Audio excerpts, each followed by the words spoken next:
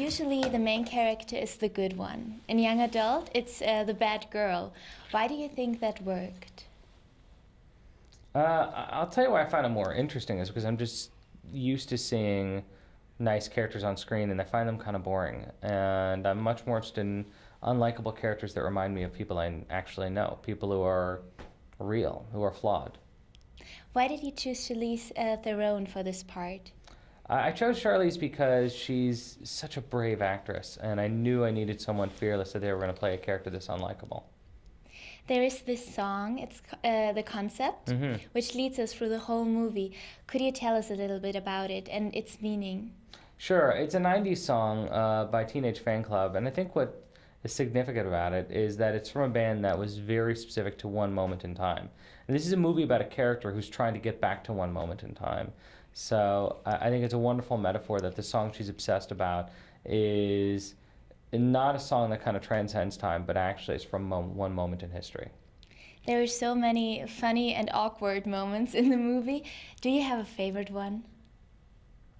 I love the closing scene when Charlize talks to Patton's little sister, Sandra. And when you think Charlize is about to make some giant change in her life and become a better person, and then this character that we barely know convinces her not to.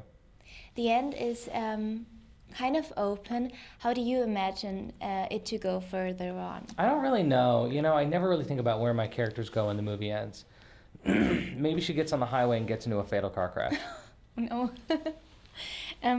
Do you like to think about your high school time? Do you like to think back? I almost never think about my high school time. How come? I'm certain it wasn't as joyful as yours. Who was Jason Reitman in high school?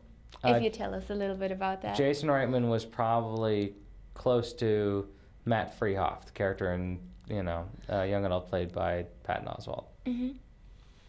Are there still nice moments you like to think about? From high school? Yeah. Not really. No, oh, that's too bad. So you're probably happy to live in the time now, not like Mavis is. I'm happy that each year seems to get better and better. Good. What was your first thought when you saw the movie on big screen? What was your first reaction? You know, it's hard to say because as a director, I'm watching it every day. So it's not as though, one day I just suddenly walk into a movie theater and they show it to me. But the first time I watched it with an audience was exciting. I mean, I like watching the audience cringe. I like seeing them uncomfortable. And my favorite comment came from a focus group right after we screened the movie for the first time. And the young woman said, "I don't know why Jason Reitman wants me to feel this way." Oh. Yeah. That's interesting. Yeah, that was great. That's when I knew I succeeded. I can imagine you had a lot of fun on set working. Was there something special you will always remember which happened on set? Charlize and I had a way of communicating just through grunts that was really fun, and I'll always remember that.